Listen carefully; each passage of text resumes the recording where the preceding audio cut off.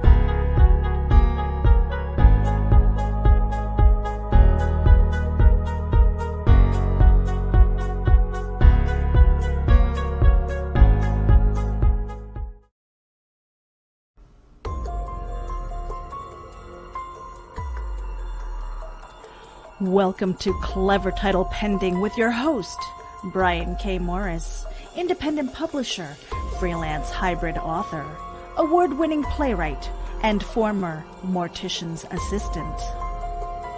Don't send him title recommendations because Brian knows exactly what he's doing. So just sit down and look pretty as Brian K. Morris scrolls through your comments and plays with his mouse.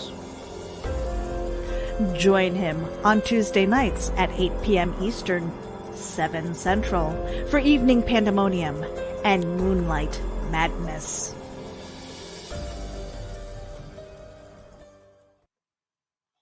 Good evening, everybody. How the heck are you? Welcome to the February 2nd, 2021 edition of Clever Title Pending. And I'm excited. I've got somebody on tonight that I've been wanting to get on here for quite some time because I admire moxie. I admire people who go out and promote themselves and have a lot of irons in the fire, keep it all going, keep all the plates spinning. And Michael Watson is no exception. He's a fantastic creator. Plus, he is getting his word out there. And that's what I want everyone to take a listen to and see this incredibly cool guy on here. His hashtag is hashtag most epic for a darn good reason. We're going to have him on in a minute once I finish blathering. But anyway, thank you all for being here tonight. I genuinely appreciate whether you're watching us live and can interact and give us your questions, or whether you're watching us on the rerun and you're taking notes, and a lot of them, I hope.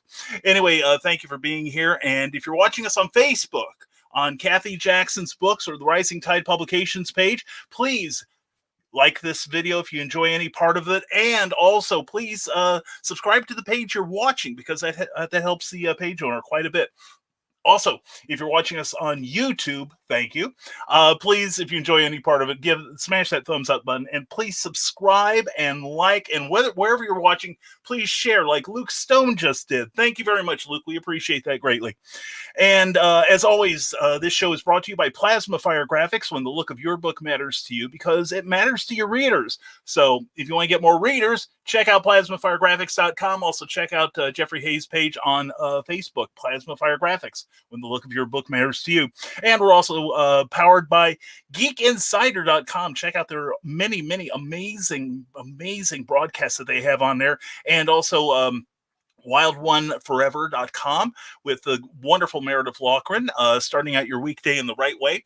And of course, Rising Tide Publications, because I said so. Anyway, we have a gentleman here who is in the final 5 days of his Kickstarter campaign. And before the end of this show, we would like to get him to 100 people. He was at 94 when I last checked. Yes, 94 people. He's made his financial goal, but as far as people supporting it, 100 is a magic number. Okay, numbers have power. Necromancers will tell you that. Pay attention to your B movies. Anyway, check out Michael and his great work. And please, before the end of the show, please pledge to that Kickstarter campaign. But now we are going to bring someone in very special, and I'm going to also turn on his microphone. There he is. Hey. Most epic art, Michael Watson. How are you tonight, my friend? I'm doing great, man. Thank you for bringing me on, man. I appreciate being here. I appreciate having you, and thank you for allowing yourself to be had. One of the things I gotta say is when I fell into your radar, Michael was very complimentary about the fact that I seem to have a little bit of drive, a little bit of energy, and but Michael here makes me look like a wet blanket. I'm telling you, that man. Look at that smile, man. I sit here and grimace most of the time, but Michael's got the smile going on. Plus, he's got one of the most entertaining interview shows on the interwebs, and that's Chat and Draw, which is tied into the Kickstarter. We are hopefully going to push you over 100 people before the end of the show. So that would be great. That would be great. So anyway, let's start out the show. I'm just enraptured by your background, dude. Anyway, yeah, it's big toy palace here. I would say, holy cats, you look like the back room of a department store. This is great, man. Anyway, Michael, we're going to turn the spotlight on you for a bit and tell these people who you are and where they can find you and why you're so darned awesome. Oh, man. Well, I'm Mike Watson. I just happen to be the publisher of Short Fuse Media Group, founder of Freestyle Komics, 1/4 of the Agents of Nerdy, and yes, the most enthusiastic person in comics. Right now, the big thing I have going on is the Kickstarter for my show, Chat and Draw. And that show is where I sit down at the virtual art table and I talk with one of my fellow colleagues about their comic book character. And while we have that conversation, we may stray a little bit and geek out and talk about the hottest topics in geekdom. But I am drawing their character live on my iPad for all of you to see while we watch. With the Kickstarter being launched almost a month ago now, we just completed our 100th episode of Chat and Draw. And right now I am on about 113 for these episodes. And my goal or my want and desire is to expand the horizons of Chat and Draw, to increase the audience and get more creatives on there. And while the bread and butter of Chat and Draw will be comic book creatives, because I am a comic book creative, I will never abandon that. I want to get more creatives on there. I want to get people from fashion, YouTubers, TikTokers. I want to get movie people on there, TV show people. If you are a creative making something for entertainment value and things like that for people to take in, I want to get you on the show. But the biggest caveat, the tasty candy that you're going to get, or what we're pushing with the show, is that I've collected all the art into an art book. Well, actually not just one, but 3 separate art books that are broken up into each season. We've got 3 seasons, over 100 drawings, and you're going to get each season available in an art book. And they will be fully colored by Veronica Smith, by Aries, the war colorer, as I've dubbed him. And Veronica Smith is a very tenured colorist. She colors about 75% of the books at Freestyle Komics. But besides the art books, we also have spots. So my secondary inline objective is to get my 4th season completely booked for Chat and Draw. And we have 3 slots available, or 3 types of slots. The first slot, which is our classic, a goodie but a oldie, is the black and white digital, where I bring you on the show, we chat, we talk, and I will draw your character in a black and white digital illustration that you get to have and do whatever you want with it. Our next guest spot is the color guest spot, where I will do that same thing, but I will color the illustration on the show. And our newest guest spot that we have on here is called the Versus. And I'm very excited about this one because you can come on the show with a fellow creator and then have a debate about which character would win in a fight. And while you guys are debating it, I draw it. I draw those 2 characters fighting, and then the Chat and Draw audience gets to vote on who had the better argument for the win. Or if you just have 2 characters that you want to promote, you can take that Versus slot as well. So I think that about rounds it up, man. I got, there's other perks and stuff on there or whatnot that we can talk about, but that covers the bases.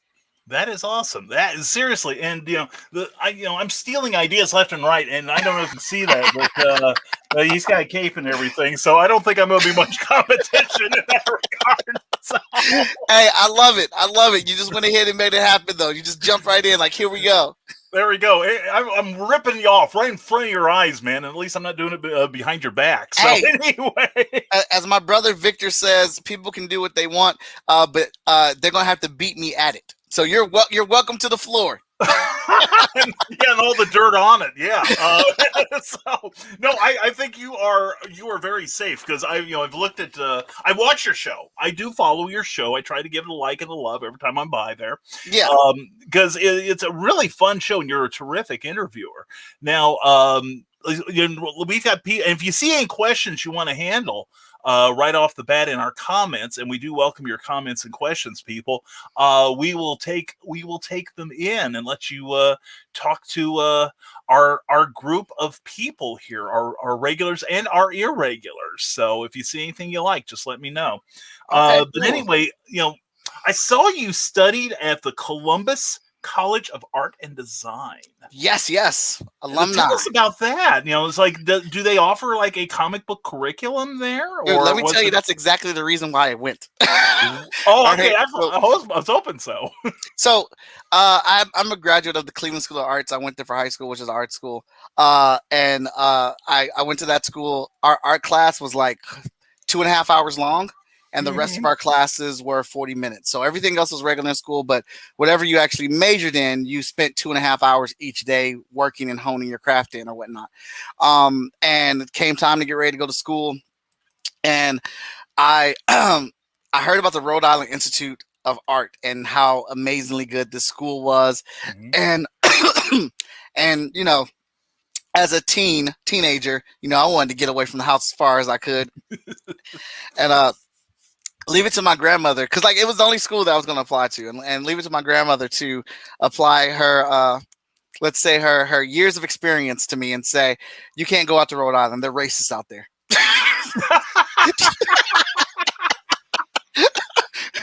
Place where there were racists, right? Like, all of Rhode Island.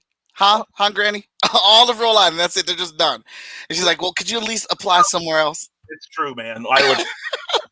I was like, you're being ridiculous. You just don't want me to move away, and which is fine, which is understandable. But I kind of got wind of the Columbus College of Art and Design late in the game, and I saw like their brochure, and I saw that they had a comic book class that they were teaching how to make comic books. I immediately stopped looking at Rhode Island and put all my eggs in that basket for CCAD. I ended up getting the scholarship going down there, and it is one of my best experiences of all time. I absolutely love the school. I learned a ton there, and not just from the students there, but I mean, not just from the teachers, but also the students. I lived there on the campus. I was a resident advisor. I was in a bunch of different groups and activities and things like that. But the comic book class I took every single year. I actually made my first official comic book at CCAD.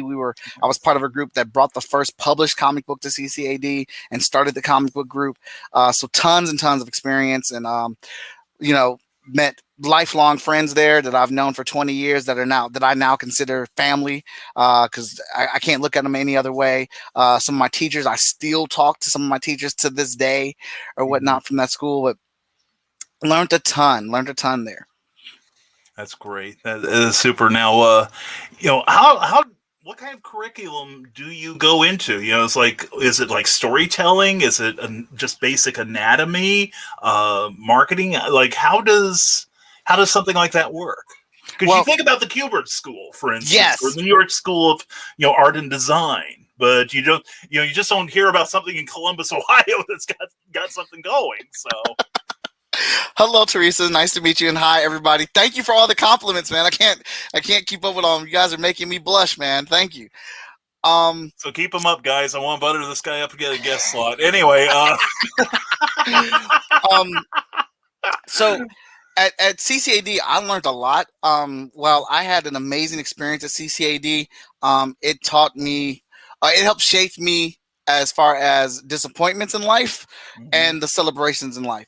When I went to the school, I learned real quick to lose the arrogance in me, because I was zero. I was focusing on one ideal, and that was just to be a comic book artist. I didn't want to deal with anything else. If it did not help me become a comic book artist, I did not care about it. So I took a ton of figure drawing classes, but the thing that annoyed me the most that I didn't appreciate until after I graduated was a thing they had called foundation year. And foundation year is your freshman year where they give you a little bit of everything to help you make a decision on what you wanted. I felt like I didn't need that because I knew what I wanted, and you guys are wasting my time at this very expensive private art school. But they give you a typography class. Like how many people are still manually doing type? No one, right? But they showed us how to do typography by hand, which is actually really good. Which I kick myself because I'm like, for some of my illustrations and stuff, I do typography by hand on the iPad. But if I did not take that class to get an understanding of it, you know, it would look really crappy right now trying to do it. Yeah. Wow. We had structural drawing, which was that class. As people say, that class opened me up. My structural drawing teacher gave us our first assignment, which was to draw a can of food in perspective on a shelf at a grocery store. And it took me forever to draw this thing. Perspective was one of my weaknesses. And I turned it in the next week, and my teacher looked at it. His name was Mr. Welch. And just think of the most grizzled Western cowboy in overalls that you could think of, and that is Mr. Welch. Right. And he looked at mine, and he stared at it for a minute while he was stroking his mustache. He looked around, didn't even ask who it was, just said, "This can here, this looks like a crapola sandwich on a shelf." Way to build you up. Hey, dude, I was crushed. Oh, I bet. I was like, "What? Are you sure?" Because my mom says I'm amazing. I think you're wrong, sir. But it was that type of teaching, and you know, and I know some people will probably think, well, that's really mean. Well, in my case, in my scenario, I needed to hear that. I needed somebody that wasn't going to soft shoe me and be delicate with me, and that wanted me to improve as an artist. And I learned a lot. Like that, once that man went to the chalkboard and drew a perfect straight line with a piece of chalk and nothing else, I said, "You can say whatever the hell you want to say to me, because I can't do that." I mean, his perspective on the chalkboard with chalk was ridiculous. Wow. Like, this is something he lived and breathed. And as a comic book artist, it's what I needed to hear. It's what, and I needed to learn from him. Yeah.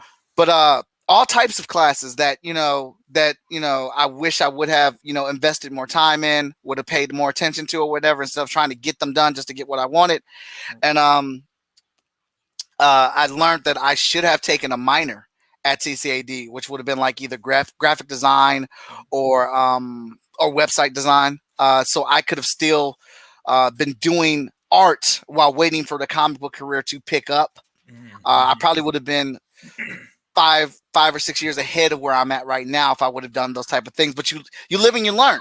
Right. So I don't think of it as a bad experience, although my time there wasn't perfect. I love everything about it because I've learned so much from it. That's great. That's great. Now, you said that you had a goal in mind when you went there. What was your goal? To be drawing comics for Marvel Comics. All right. And how did that go? Terrible. I have to admit, I did my research. I ask questions sometimes where I know the answer. So, So, while CCAD had the comic book class, they weren't very knowledgeable in how to get a career in comic books. It's nothing like it is now at the school, because actually I come back and I foster internships with CCAD. So I've seen the comic book curriculum grow to where it's a major now. It's an actual major at CCAD. And so we just literally had a comic book class, and we did not know, like, where do you apply for the job? How do you do it? And all those type of things. Those things I had to learn on my own or whatnot. But, about 2005, 2006, I learned that you go to comic book conventions to get your portfolio reviewed by Marvel and DC or whoever at that time when they were showing up.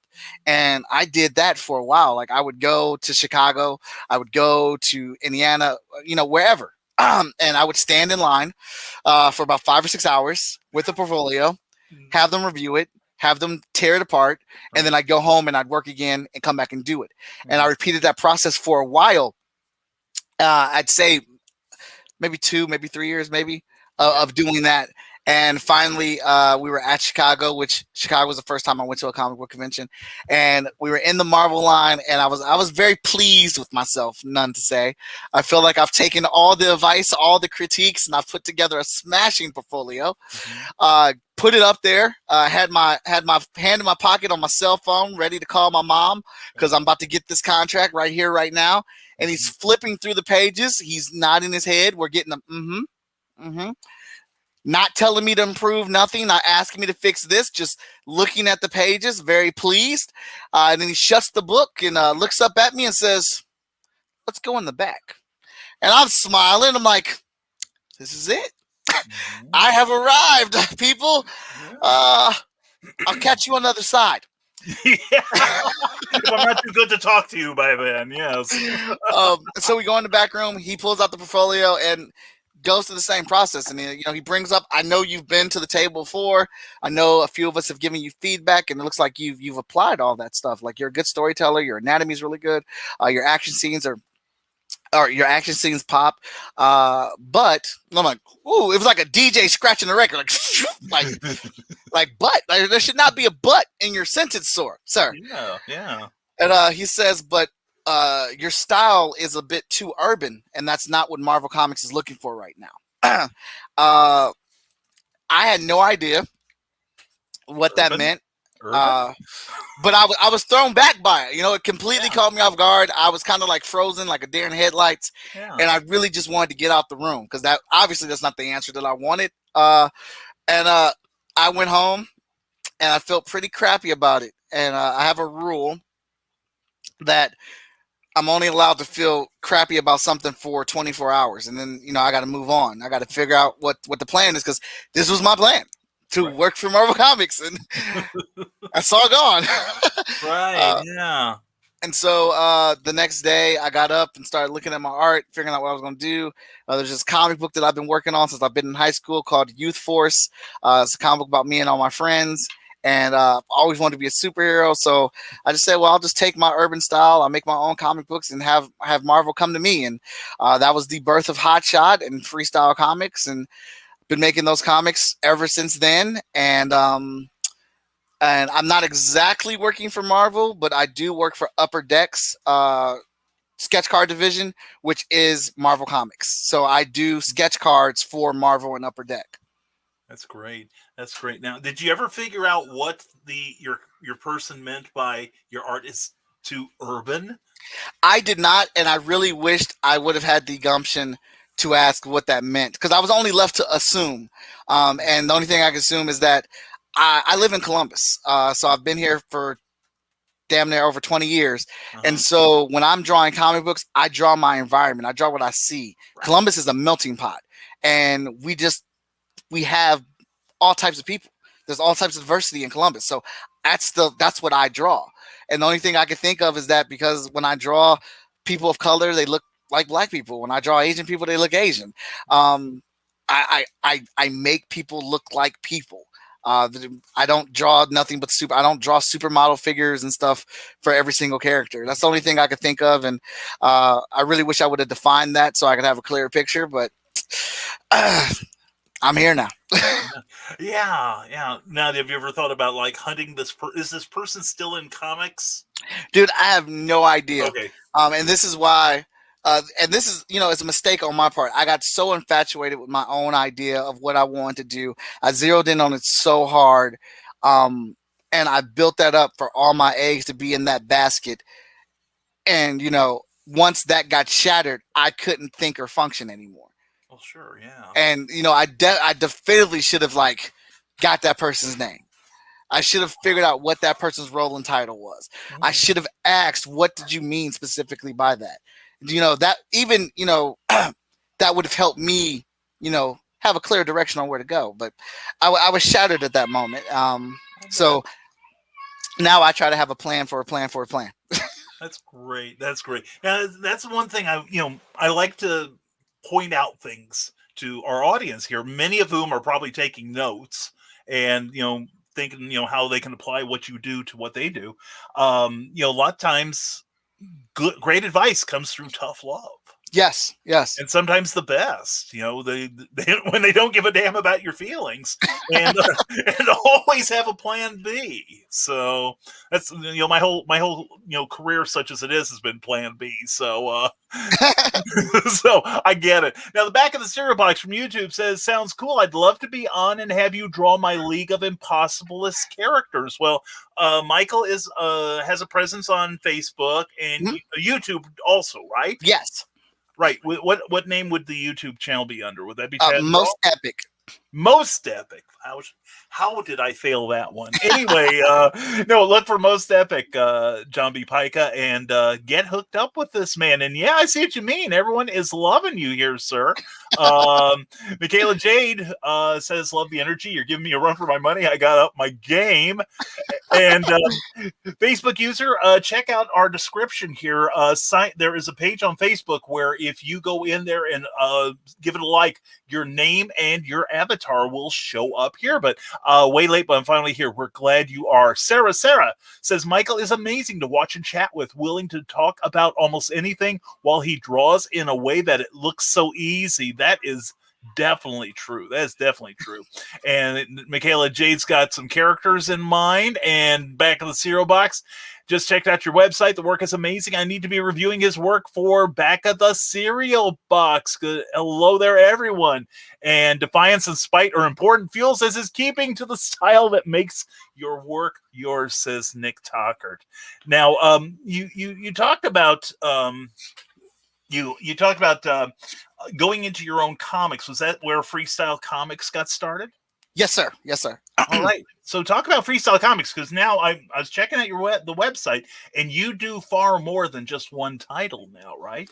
Yes, we do. Freestyle Komics is my own publishing brand, where we publish currently 5 comic book titles. Our flagship title being Hot Shot, which we have 10 issues of it out right now. I've actually just finished the pencils and inks for the 11th issue. I'm halfway done drawing the 12th issue, which Lori Foster from Unlike the Hero Studios is inking. And then we have our next title, which is our most popular book right now, Vigilance, which we're 3 issues in. The 4th issue is being written by Stephanie Menard, which she just finished that first issue script for 4th issue. We have Heroes International. We have 3 issues of that out right now. And Danny Cooper, who is the editor-in-chief of Freestyle Comics right now, he's taking over the writing duties for that. We have another book called The Cipher, which is kind of a party book.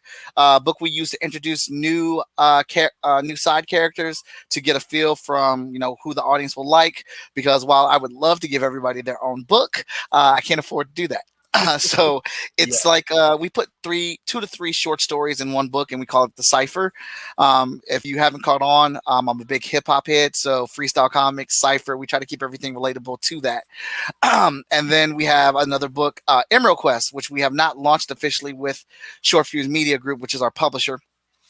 But we have 3 issues of that done in the whole. And the idea is to release a couple of those this year through Kickstarter. We actually have about 8 books that we're going to release this year. And we're working on a brand new title called Taijutsu Gates, which is going to be wicked awesome.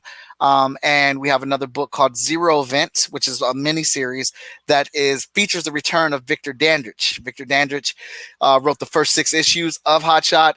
He stepped away to do his own thing, to climb his own mountains, and he has knocked all of that out the park. And he looked at his list and said, "What else can I do? I know. Return to freestyle and finish the story that I started," which is the Zero Event, which we have the first issue of that done. The last 3 pages are being colored by Veronica Smith. And that's going to be the epic book that kind of explains how everything got started in the FSK verse or whatnot. Nice. And I think, we have the source book, which is our information books that we put into a comic book form where we tie them into different books. In the first issue was tied into Heroes International, and it starts to explain how the Heroes International superheroes get their own budget for, fighting crime and things like that or whatnot.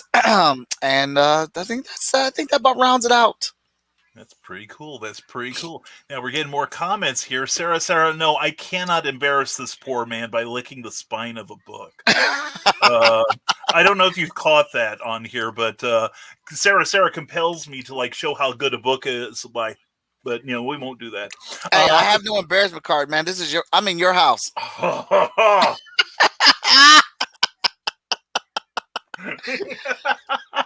Okay, you've just been inaugurated. You're now Nevermorian, dude. You've survived it. Russell Allen, good to see you, man. Michael, are you going to draw the Fez's one licking spine? I could absolutely do that. We can bring him on my show, and that could be the drawing. That would work, man. I would never look so good. Let me tell you that right now. Now we have actual question from another comic creator, Mr. Brian Rodman. So far, Michael, what is the greatest lesson you've learned in comics?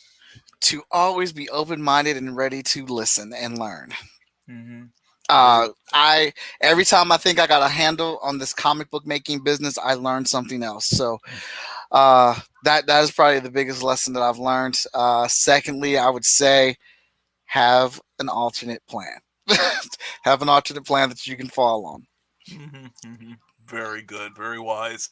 And he goes on to ask, what has been your greatest victory so far? What's the thing you're most proud of so far, knowing you've got a lot more mountains to climb? Oh man, the greatest victory? I don't know, man. There's a few. I guess I'll go with this one because Columbus has treated me really good. Mm-hmm. Being brought to the Ohio State University to talk about comic books.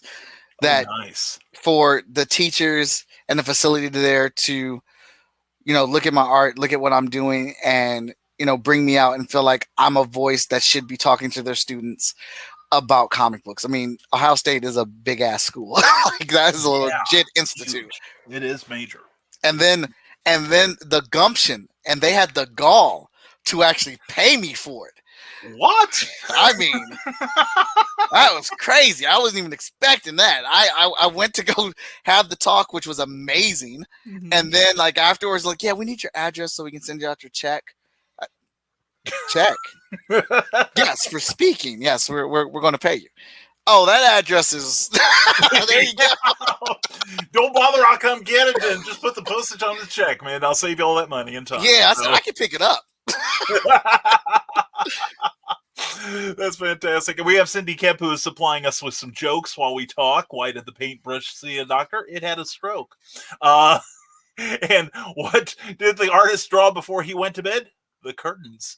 Oh wow. Okay. She's our resident chief interrogator and court jester. So Nick Tockard says, I love the straightforward honesty. Hey, why not? And Facebook user wants to know, hey Mike, when are you gonna have me out there as a guest teacher? If he knew who you were.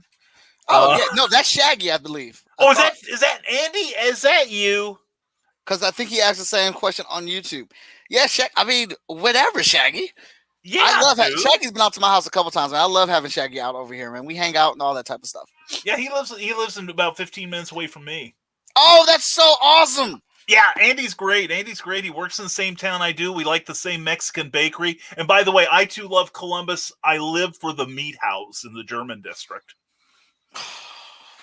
As you can see, I love the meat house too. Yeah, brother. I'm carrying it too, man. I'm carrying my love out in the open. You know what I'm saying? If I ever get there, man, I'm calling you, man. That's seriously. I am seriously calling you. Hey, I'm up for it. Me too.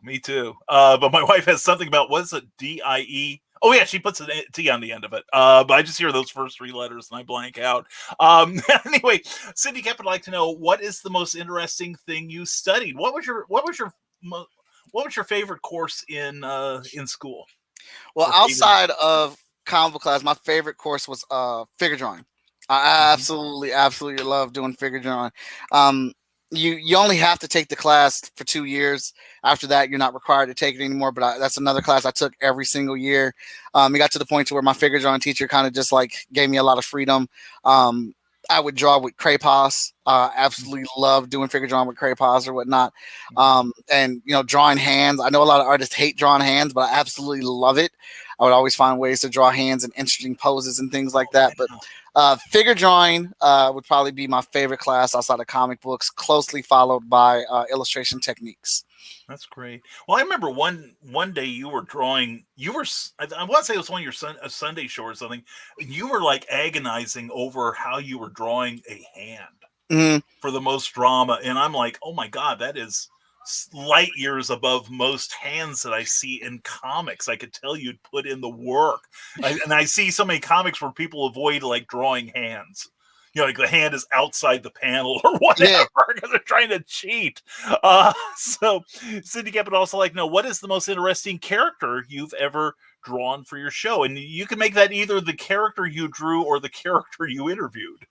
I'll go for character that I drew. It would be Pirate Santa Claus from J.M. Hunter. Oh yes! Oh my God! He did not tell me what I was drawing until we got on the show. And he said Pirate Santa Claus. I was like, what? when was Santa a pirate? And in his book, and JM does a lot of research on things and stuff like that. So Pirate Santa Claus was the most interesting thing that I ever drew on the show. It was tons of fun. That is fantastic. Now, how much now for your show, Chat and Draw, how much warning do you usually get from whoever you interview? Or do most people just come in on the thing unannounced and say, okay, here's my character, I'm emailing the reference to you right now, sort of thing, For the most part, I get the characters ahead of time. I look at them real quick, but that's it. I like to draw them fresh on the show, just to make sure I have it, because 90% of the time I make the promo with the art that I get sent or whatnot. Sometimes though, I'll have characters or people on the show where they have more than one character. Or it'll be a it'll be a full color one. So when it's a full color one or more than one character, I do the layout prior to the show, because the show's only an hour and a half, so I can try to get as much of that in as possible. But there have been times where I failed to get my email out, and I hit them up half an hour for the show, like, hey, who am I drawing today? And then I have to get it going. So yeah, there is it's not perfect. Oh man, that's great. Nick Tucker would like to ask, speaking of curriculum, do you have reference books you go back to time and time again? I don't have actual drawing books I go back to, but comic books, Invincible, My Hero Academia, Naruto, anything by Adam and Andy Kubert, Oliver Coipel. I know I'm pronouncing that name wrong, but Stuart Eminem as well. Leah Letts, any of their comic books, I'm constantly pulling up and looking at their work for, help. Like, I'll try to sketch out something first, and if I'm not liking it, I have certain artists that I just like for certain things. Like Leah, I love the way she draws hair. My God, it is amazing. It's sickening that she draws hair so good. So when I'm stuck on females' hair, I look for her to help me with that. But she also has a very subtle hand weight to draw an actual female's body, like a regular female's body, not like these very boisterous, overly, sexual figures or whatnot, but just like regular women, regular stance, like just like a woman holding a cigarette, like the elegance and how she draws that. I'm always like trying to look and pick up on that. Joe Madura, I use him for hands. I love the way he draws hands. Adam Kubert, I love his storytelling. He has this head-on camera where you look at things from the side, and he'll put like people walking, and like there'll be a fight or somebody jumping over top of it, that he just, like, I feel like he does that better than anybody in the business. And it's no perspective or anything like that. It's just a head-on shot camera view, and nobody does it better than him. Stuart Emonin, I love how he draws figures. I love how he draws faces. I love how he draws poses. Oliver Coipel, that's just one of the best storytellers in the business for me. Yeah, that's about it. So that's where I constantly go to for reference and things like that. Oh, hey, very cool, very cool. And Andy, we have verification. Yeah, that's all right, Andy. We're glad you're here, guy. And Sarah would like to know, is that glove you're wearing made to help with carpal tunnel or something? Just curious. I'm sure you're drawing a lot every freaking day. Or is it like a preventative sort of thing? I probably will need a glove for carpal tunnel here soon. Luckily, not yet. But this is a glove to prevent the smudging and my hand from interacting with the iPad as much or whatnot. Because when I did not have it, the meat of my hand would like make the screen move and stuff like that. So with this, because I'm actually drawing something right now. So with this, I can have my hand on here and draw without having any extra reactions. Yeah. Now I see. Now I have an iPad too. Now, did you have like a piece of paper over that, or? No, right here. Yeah, let me get a full shot of you there. What's your setup there? Okay, I thought I saw like a piece of paper or something. So you're just drawing directly on that. Why? See now. Why do you prefer digital as opposed to like the old analog way of pen and paper? For those of you who might be studying comic art right now. Oh well, I was all about pen and paper. That was my life. I was like, you future kids can keep your little digital pens. I'm gonna keep drawing for me. But I got a hold of iPad because of my one of my teaching gigs. They are awesome. It was Picktown Artworks, and she wanted me to start teaching a digital class. She just so happened had an iPad for me to get used to and play around with, and I just fell in love. It's just incredible. I mean, I have a big like 4K set with all my art that I carry around with all my supplies when I'm going to conventions. But now I just carry this around, and this is it. That's it. I was able, and while I still appreciate, respect, and love the process of analog drawing and things like that, I drew the entirety of Hot Shot number 10, technically issue 11, drew it and inked it in a month on this, like the whole thing, and my whole process was recorded. I'm able to like make edits and changes and stuff like just on the fly. It was just such a quick process that I'm digital now. I'm just in that digital market. Mm-hmm. Very cool. Ted Davies Artistry. Ted's also a comic artist himself. Mr. Watson, you always inspire. Keep being urban and continue to create greatness. See you at the Too Much Success. So thank you so much. I will. Very cool. Very cool. And let's see. And Mikhail J. Cicera, I think it's a glove to keep his hand from drawing on the tablet while he draws with a pen. Exactly. There we go. There, and Eric is chiding me about don't lick in front of the guest. That's how I make them feel at home. And now Andy is asking, he's trying to bump that Facebook user out of the guest lecturer slot there. That's how he works. So, yes, Lindsay, having him out to CBUS to guest teach. I would love it if Andy came down. It's just such a long drive for Andy. But I'm sure if I asked it, Andy would come down here. I'm sure if it would, and I just feel guilty that he has all that driving time.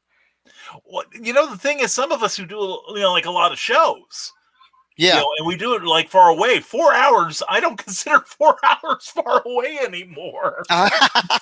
It's like, gee, it's 3 hours. Hell, I'm not even going to get a hotel room. I'll just drive back and forth. So yeah. But you're right. Andy's the best. He is the best. And Sarah wants a drawing of Brian and his friends licking the scratch of a book. The Dark Mistress of the Dark Church of the Rising Tide approves. And where shall we fit Michael in with the Dark Church of the Rising Tide? You may not want to be a part of this. This is this sounds like a lively bunch, man. I'm loving it. Oh, good. They are. They keep me on my toes. I mean, I've got flight or fight response 24/7 people. And everyone's saying hello to each other and wondering what they're doing. But Andy Shaggy Cordy says Mike has been one of the biggest and most powerful inspirations to daughter A. And I know I have said it before, but I want to say thank you. And thank you for bringing me on as an editor at FSK. Oh yeah, I was going to get to that. Andy is and thank you so much. I love his daughter so much. I love his kids, which is another reason why I wish we lived closer, because our kids play together all the time when we see each other. That's I think Anna did that one, I believe. Yeah, I got an Anna special over here as well. They send me Christmas cards and it makes me so happy. Oh, that's sweet. They're the best. They are. They are, but Andy is a new editor on our newest title, Taijutsu Gates, and he's been working on that project with us for a while and doing a hell of a job. That's great. Well, that's the only kind of job he knows how to do. Pretty much. Yeah. And Brian Rodman, I think I've top 5 comic artists of all time. I think you probably answered that. Yeah. A couple minutes ago. So. Andy, Adam Kubert, Oliver Coppell, Stuart Eminem,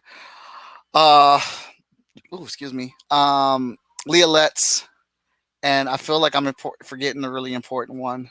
Oh, wow. Actually, I can't believe I did forget them. Ryan Otley and Corey Walker. Oh my God, I'm tripping. Oh yeah. For Invincible, yeah. Yeah.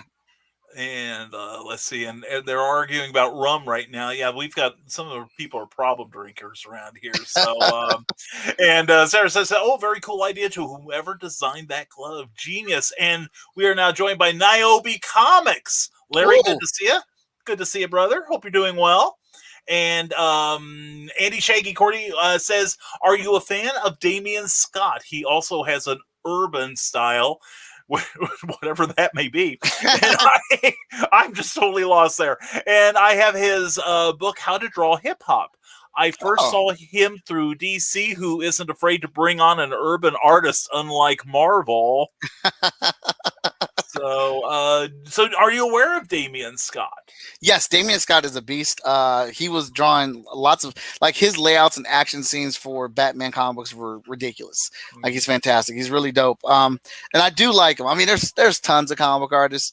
The ones I mentioned are the ones that are closest to my heart and have the most influence on my style. Like, I was actually talking to Danny Cooper the other day about it. Like, I for certain scenarios or certain things that I draw, I will pull more from one type of artist than another. Like if we're talking about like the anatomy structure, muscle, chest, abs, and stuff like that, I like Jim Lee and Adam Kubert are like my go-to for that. Like I said, my hands will be more like a Joe Mad hand than anything else, because those are kind of the things that I learned how to shape and draw from them comics in that light. That's excellent. Brian Rodman says, as a fellow digital artist, I much prefer the digital medium over traditional now. It allows so much freedom. Now, what program do you use, Michael? Clip Studio, Photoshop? What is it? I am using Procreate. I'm actually I want to get Clip Studio. I had Clip Studio for the iPad, and then I found out that it's not 100% the same program it is on the desktop. So I just mess with Procreate on iPad, Metabang on iPad, and then when the next Clip Studio sale happens, I'll buy it for my desktop, because I get nothing but good reviews for Clip Studio. That's cool.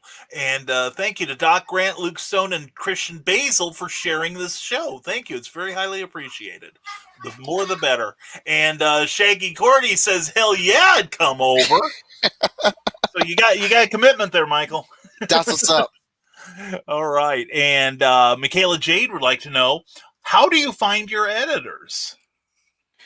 Oh, that's accidental, because I didn't think I needed editors until somebody told me that I did.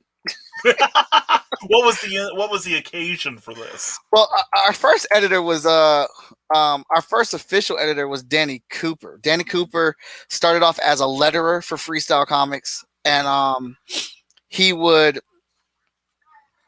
catch things as he's doing the letters, because he tried to get the letters done on like the inked pages or the pencil pages, kind of like have it done as a precursor, and he would just see and notice a couple things, and like he'd bring it to my attention, and I'd go in and fix it, and then he would do that often, and it would help us out a lot.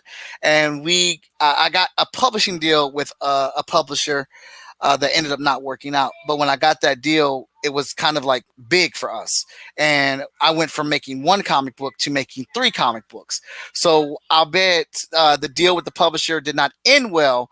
They were a great boost and help to my career in the beginning when things were good. So I can't deny them that. But when we went to that type of level, I reached out to Danny and asked him to be the editor of the books, because I needed it. I needed somebody that would be able to tell me no. that wouldn't just like be a yes man, but then also be able to validate and back up while they're saying it, and having that extra set of eyes helped. Plus, Danny Cooper is not only a person who works on the comics, but he's a fan of the content that we put out. So outside of me, Danny Cooper has the largest FSK collection of books ever, and they're all hanging up on his wall. And he he didn't edit all of those books. He just recently became the editor, and actually had his name and hand in those credits. So he has a love for it. He enjoys it, and he's very good at it. Then we have Veronica Smith, who is a colorist who was doing the same thing, but instead of asking me how to fix it, she just corrected it.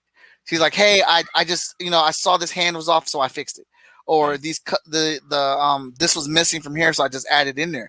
So we added her on there. And I will tell you, every editor is not a good editor. So I've also learned that the hard way. So we have a very specific process at Freestyle Komics with the editorial stuff, and I have to go over that with people before I bring them on as editor. Like Andy, he's a given. Like Andy does great work. I see Andy at the shows. Andy's at damn near every single show I'm at, and then some, even more shows. He's out there. He's hustling. He's talking. He's working. He's out. He's online promoting. He's just very invested in comic books. So bringing Andy on was kind of like an easy decision. But I still had to have that conversation with him about what our process is for the editorial aspect of it. Like there's a lot of work that we do on the front end of the comic book to prevent a lot of work on the back end of the comic book. And it's just something that we have built up and learned over time from several mistakes that we don't want to make again. So when I have that conversation with anyone and, they're cool with that, or they understand that and they're game for it, then I know that that's, a good person to bring on. Mm-hmm. Very cool. Now, I want to break in here real quick and make note that we have gotten you one person closer to your goal. You're at 95 right now. Okay. All right. And that's what's up. I'm taking full credit for him. And you can have it or not. You can have it. It's yours. All right. Thank you. I'm 1% of his success here. So he owes it all to me. But anyway, we have 5 more slots on this amazing book here. That is out right now. Chat and Draw comic art books make 100. Now, see, you've had 100 shows. Yes. And these are the illustrations from said shows. So if you want to catch some really, really beautiful artwork, you need to support this book. And like I keep saying, even $1 will support the book, and it will get Michael closer to his goal of 100 supporters with 5 days left to go. But don't stop there. Get you some art. Okay, so right now, and we are going to, because someone here was very was thinking ahead.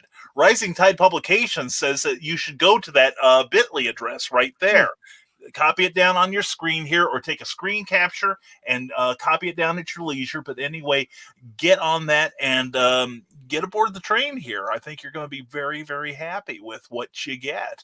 And Andy Shaggy Cordy says D Coop is the best. See, he's talking urban now. This is so exciting. Pretty soon I'm going to need subtitles for him. Andy's working on an Afro Samurai sketch card while we listen. Very cool. And also want to let everybody know we're giving away a bunch of free digital comics for pledging. We have Victor Dandridge's Trouble with Love that we're giving away, a digital copy. Moana McAdams, The Wild Card Chronicles, a book she publishes and puts out with her husband. We have Super from Unlucky Heroes 1, 2, and 3. We have the Acolyte #1, Andy Starboy #1, Ichabod Jones #1. Ichabod Jones, which is from Russell Noelty. Concrete Comics does Acolyte and Andy Starboy. And we have Broke Down and 4 Dead Bodies #1 from Travis Gibbs. So all those digital comics are being given out for free. That's not a pledge level. Any level that you pledge to, you're getting those comics for free digitally for just pledging to the Kickstarter. Check it out, people. So check out that that Bitly address down there. You may have to put one of those HTTP :// things in front of it, but please check out the Kickstarter by our friend here, Michael Watson. Oh shoot, you got us another one. We're at 96. Thank you, Nevermore. Thank you, Clever Morians. We love you. You are the best, people. Four more now. Let's see if we can get four more for the top of the hour, which is 2 minutes from now. Oh, I got a little bit of time. I'm having a good time over here. We got a lot of interaction. All right, cool. I tell whenever I set goals, I say if we hit 100 before I can get off the show with you today, I will freestyle.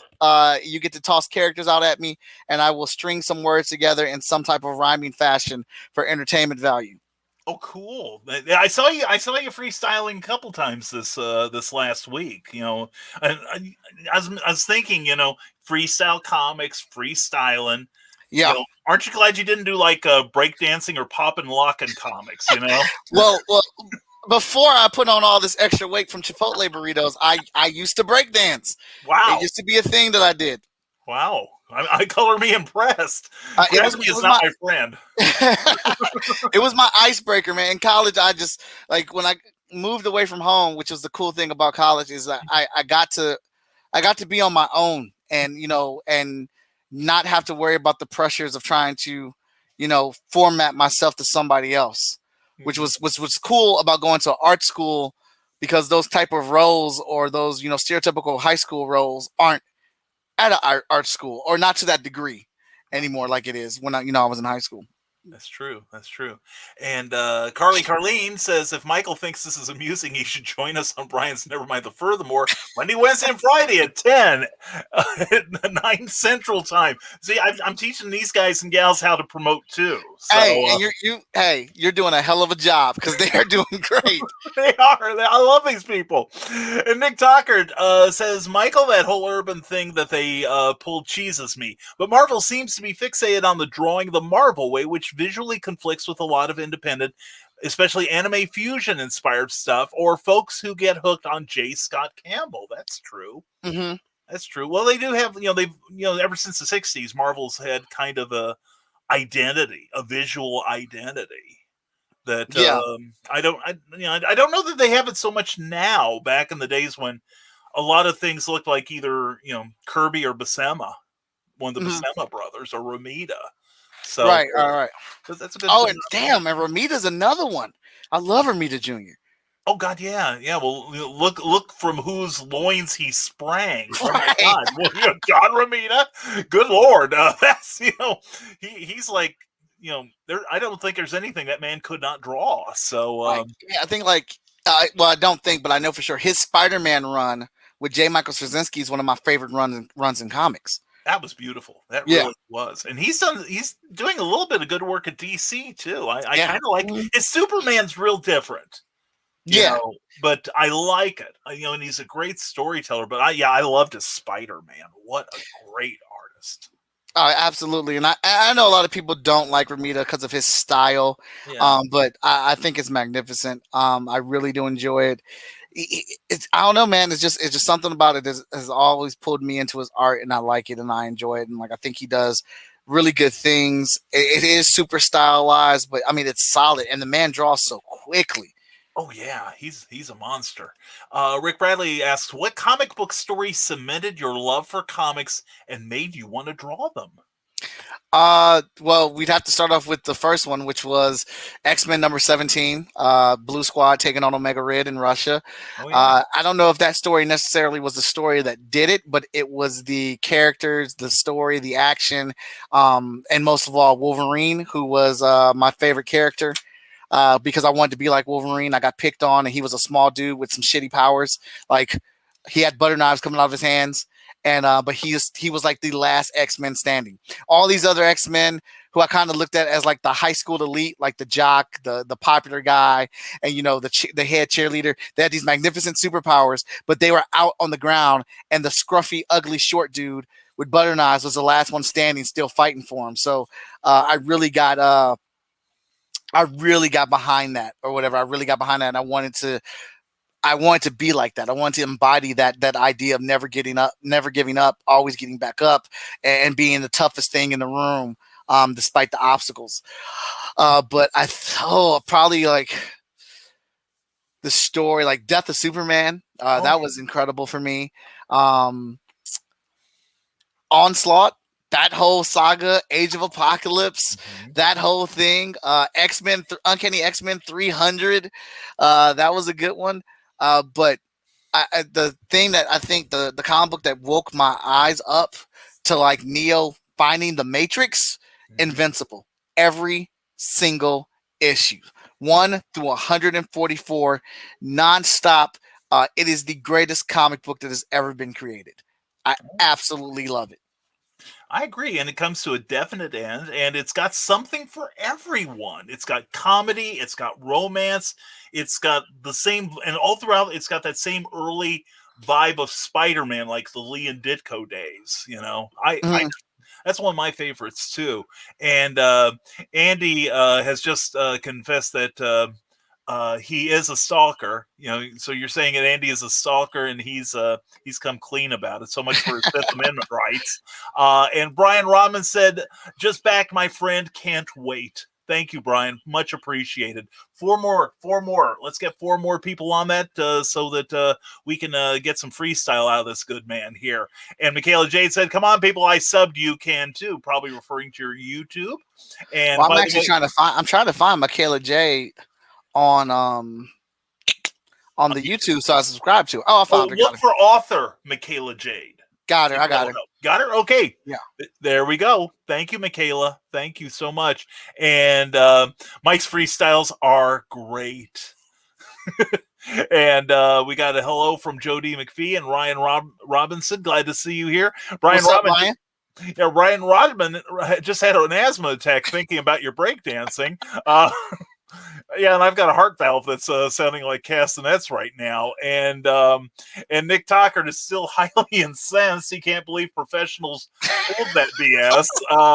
Of course, I asked if you knew who that was, but given the way editorial has been at Marvel and DC for the last 30 years, probably right after you left him, he probably got fired. So yeah, I mean, I'm sure there's a chance he still works there, but I highly doubt it. As much as they switch around and move things around at Marvel Comics and DC. Yeah, especially in the last 6 months at DC. They've had a pretty big purge. And Mike, no, you meant senior, not junior, says Andy Shaggy Cordy. No, I like junior. I mean, I like senior too, but junior's my man. I hear you. Now, Sarah asks, being the talent you are, what do you like doing the most? Drawing, inking, or coloring? Drawing, without a shadow of a doubt. I know my weaks and I know my strengths. Drawing is by far my favorite thing to do. I am trying to get better at inking. I got bullied into inking Hotshot 10 by the editor-in-chief, the villain known as Danny Cooper. So I hope he is satisfied that has happened. Damn you, Danny! Damn you! Right. But yeah, drawing is my absolute favorite thing to do. Out of those 3, and I'd probably think inking has become a quick second, and I want coloring to be up there, but I just don't understand the full scope of coloring yet. I mean, I can do the basics, but I mean, every single person could probably blow me out the water in coloring. It's a different beast. It's a different type of animal. Well, I know someone can give you lessons. My wife is currently studying to be a comic book colorist, so okay, I may have to send her your way one of these days, because we need somebody with a real job around here. I don't have one. Nick Tockert says, "Oh, who would you have as your dream writer, and what do you want in comic book writing?" So, if you had your druthers, who would you get as your as a writer for your comics? And you don't have to mention me. That's fine. I would have to say Ryan. What's his name? Wow, I'm drawing a blank on his name. There's some sort of aphasia that happens with the show, and we all forget names when we're on here. That's terrible. I know. Yeah, he wrote Invincible and The Walking Dead. Robert Kirkman. Robert Kirkman, yes. Oh yeah, he's amazing. Yeah, there you go. I would love to have Robert Kirkman write something for me. That would be cool. I think we all would. And Sarah says, Michael, I love that you always have a lot to say with just a few words of a question or comment. Love it, I tell ya. Thank you, Sarah. Rick Bradley says, each one of those comics were great. Gotta agree with you there. And Joe D. McPhee, a great artist, and check out his interview with me last Saturday night. We had a great time. Interesting that you picked up 90s X-Men over the Chris Claremont stuff. Now, why was that? Could that have been the timing? I'm sorry, what was that? Joe D. McPhee says, interesting that you picked up 90s X-Men over the Chris Claremont stuff. And he wanted to know why. Was it a timing issue? Because I know that's about when Claremont stepped off the books. It was a timing issue because I came onto comics with Jim Lee. That's when I first got into comics. I was a late bloomer. So Jim Lee was my era and things like that. That's when I really got into comics and got to pick my storylines. While I respect and do love what Chris Claremont did, my knee-jerk reaction goes with my own timeline with how I discovered things. Yeah, I get that. And Sarah says, is there anything you wouldn't be willing to draw? I can't say that. I don't know. it depends on it because I know I've drawn some things. The money green has made me do some things. We appreciate prostitutes here, for numerous reasons. So yeah, you're in good company here. I mean, I drew a whole book that I used the alias on that got me my first Macintosh computer, like the first G5 when they first came out. Like I had the G5 tower with the monitor and the mouse and everything, and I had a printer and scanner, and I got Photoshop from drawing one book. I was like, yeah, let's go, because that's like $6,000. Wow. What it was for somebody? Was it like a private commission or? Yeah, it was a private commission. Okay, all right. So I'm not going to inquire here which one it was because just in case there's like blackmail potential there. Andy, no, for the love of God, no. Brian, make Mike draw dino porn. That's probably what he drew that he won't talk about.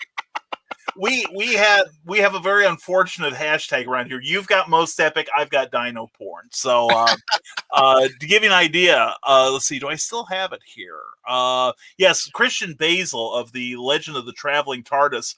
One night we mentioned, you see, as a conversation during the morning show where we were talking about unfortunate genres, and I just pulled dinosaur pornography out of my head, and somebody looked it up when I said it.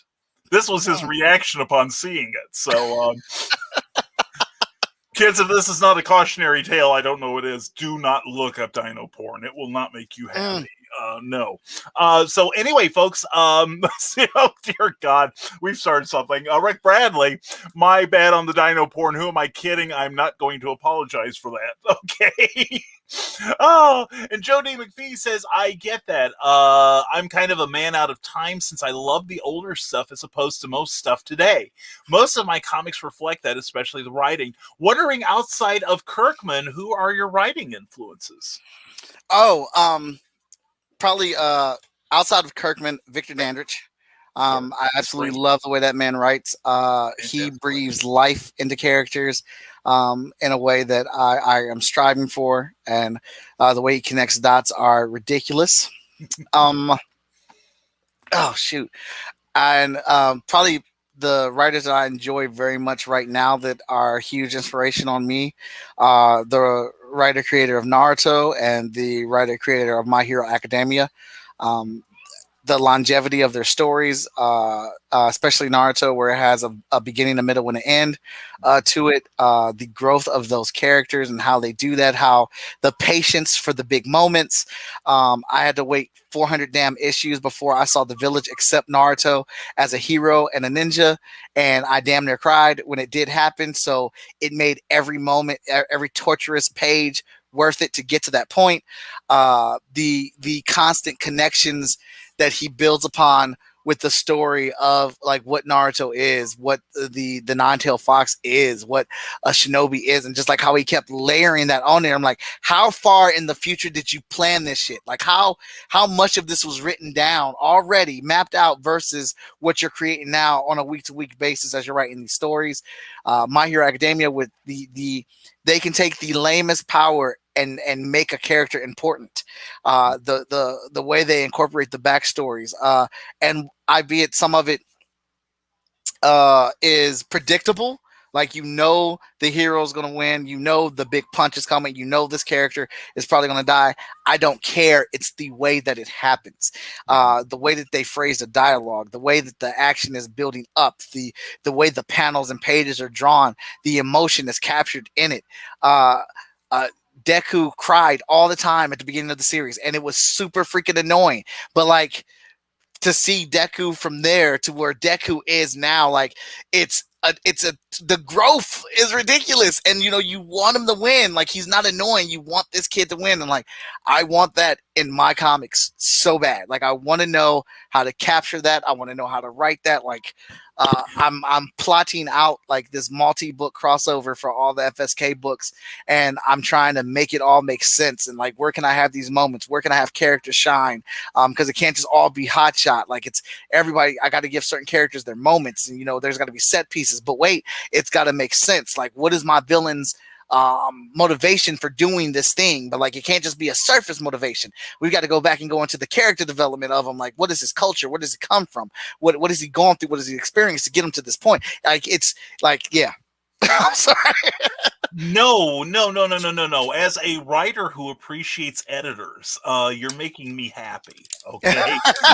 Seriously, you know, how many comics can you pick up 10 years later and it's like you hadn't missed any issues between them? Mm-hmm. You know, because there's that illusion of change thing that goes on. So, Yeah. you know, so somebody dies, Superman loses his trunks. Just be patient. 2 or 3 years, everything's coming back, including dead people. So, Right. yeah. Now, let's see. We've got 3 comments here. Joe D. McPhee says, one of these days we got to talk and hang for a bit. It'll be a great time. I think you two ought to get together. I'm serious. Yeah. I think you guys would have a great time. I really do. Shaggy Cordy says Mike is all about his anime. Drive from Richmond with him telling me about One Punch Man. I'll check it out someday, Mike. I love One Punch Man. Yeah. I really do. One Punch Man is fantastic because it's not about the fights. It's not about the amazing animation. It is literally about this dude and his journey to like him to be like a person, and things you wouldn't expect him to do, he does. I really got to understand One Punch Man in the episode where he fights the giant kingfish, and the audience is all, you know, booing him, or you know, they're talking trash about the other heroes who died, and they said, well, if this C-lister could beat them, why did they all die? They're trash. It's a waste of our tax dollars and dogging these heroes. And One Punch Man turns around and says, no, I just took credit for it. They did all the hard work, and I just came in and won real easy. Yeah. And I was like, what? And like, they're dogging him, and he doesn't care.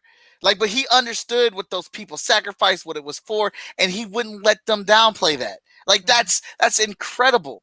That's great. And for those of you that think One Punch Man cannot beat Goku, I have a little tip. I have a little thing for you. One Punch Man beats everybody.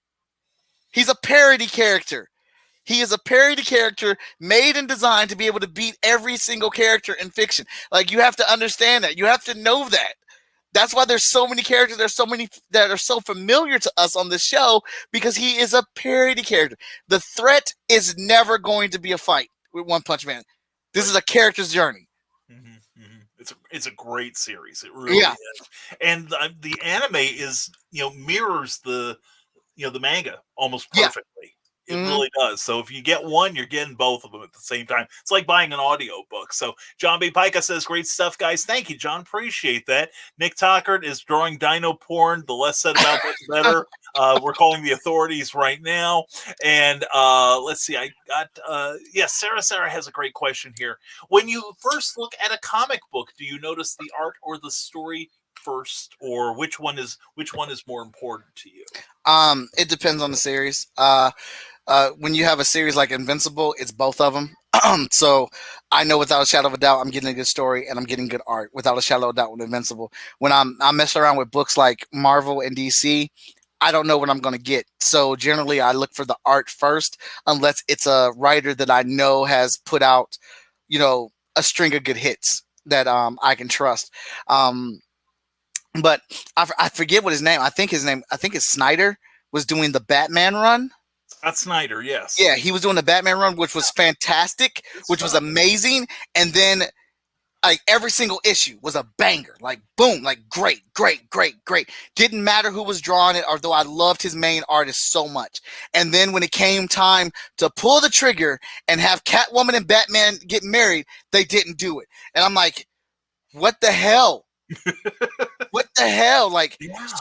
So you don't know what you're going to get, because I was ride or die for that whole Batman run, but not having Catwoman and Batman get married at the end of that run completely erases it for me, because that was the caveat. That was the carrot. And that gives you so many new stories, because it's Batman and Catwoman married, not Bruce Wayne and Selena Kyle, Batman and Catwoman. Yeah, but they got you emotionally involved. They did. That's the main thing I think most writers and artists go for in comics and any sort of creative endeavor, that they get you emotionally involved, where something like that is a gut punch. Yeah, so yeah. It worked. It hurt. My favorite issue of his run was when they went on a double date and they switched costumes. That was so good. That was so good. Yeah. There wasn't even any action in that issue, man. That was just them. That was just them talking about each other and to each other. It was wonderful. And my second favorite issue in that run was when Catwoman and Joker face off, and they both shoot each other, and they're lying there bleeding to death, talking about, well, Batman's mine. Mm-hmm. And Joker saying, you can't have him. Mm-hmm. Incredible stuff. Yeah.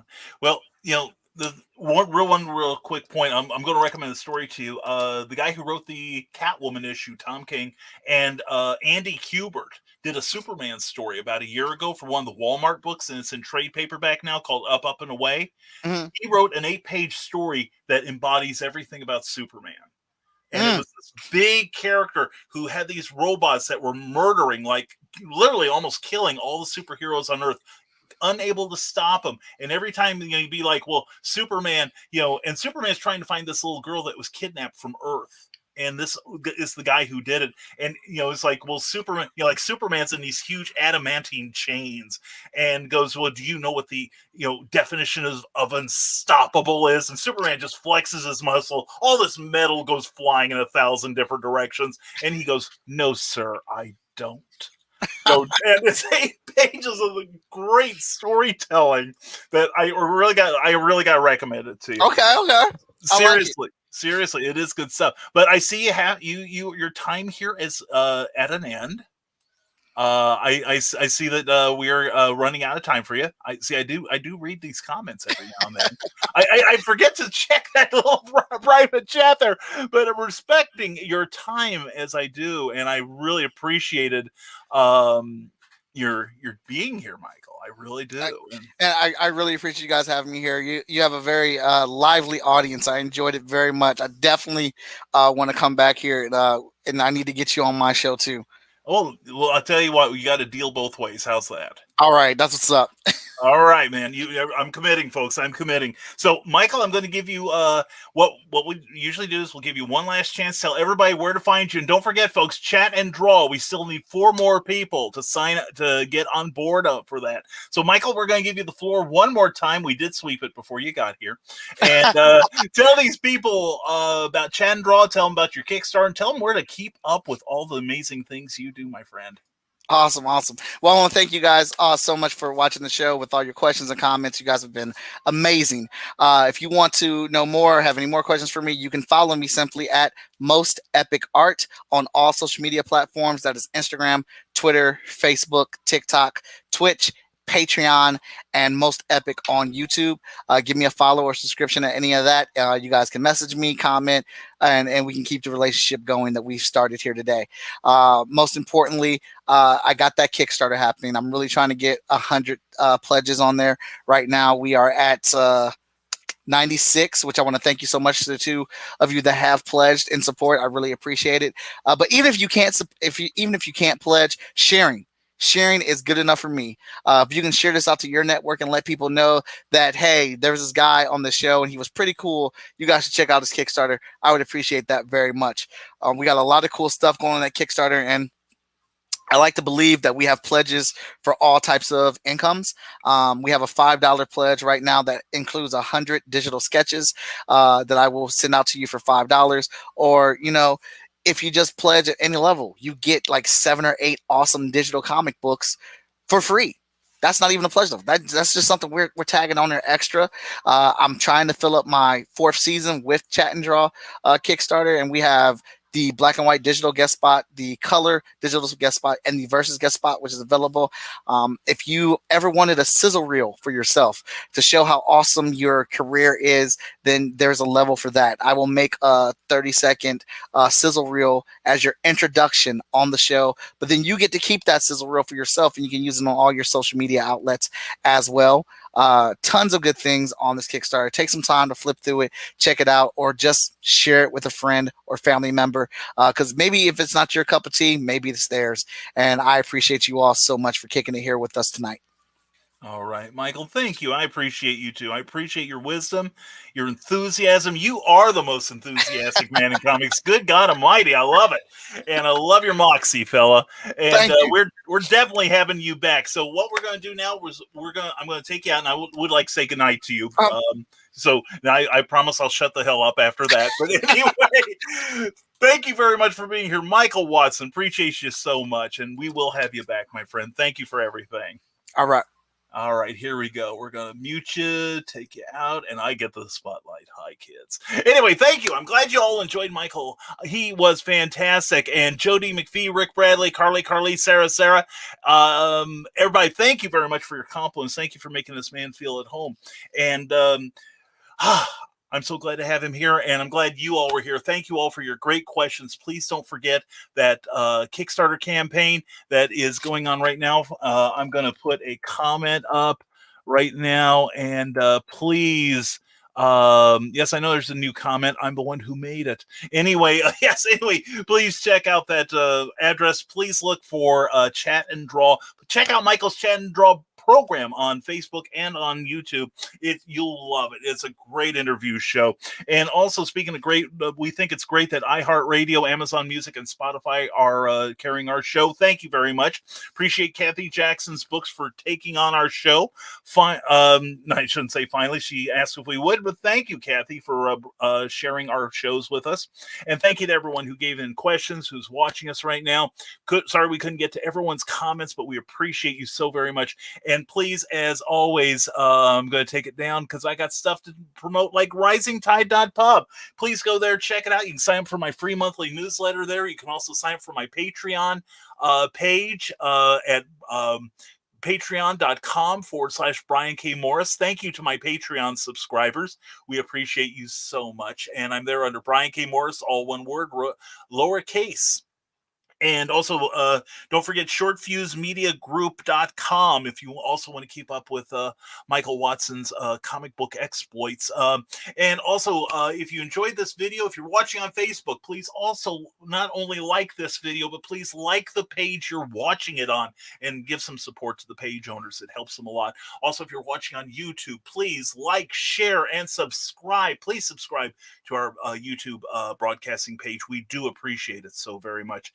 And what we've got going tomorrow morning, I'll be back on Never Mind the Furthermore at 10 a.m., 9 a.m. Central with the usual fall to roll. And tomorrow night, I will be on the Dastardly Dingoes at 8 p.m. with Christian Basil and the regular cast crew there. And we'll be talking about imposter syndrome, which unfortunately I know quite a bit about. And next week on the show, we are going to have the one, the only Glenn B. Fleming. He is a multi-talented writer and illustrator. He does comics. He does books of his travels. He is an expert in the JFK assassination. So we'll have a lot to talk about next week. So thank you to everyone who showed up tonight. We hope you really enjoyed the show. Again, please share this with everyone you know, and they'll be impressed with you. Honest, they will. And we're going to get rid of the video ready here. Okay, we are ready. So anyway, thank you all for being here. I genuinely appreciate it. And again, thank you to Michael Watson, the most epic guy around, for his wisdom, his fun, and making us a great show. Thank you, Michael, and thank you. And we'll see you tomorrow on Never Mind the Furthermore, next week on Clever Title Pending. So everyone, as always, stay smart, stay safe, wash your hands, and never apologize for being awesome. We'll see you. Take care, everyone. Thank you for watching Clever Title Pending.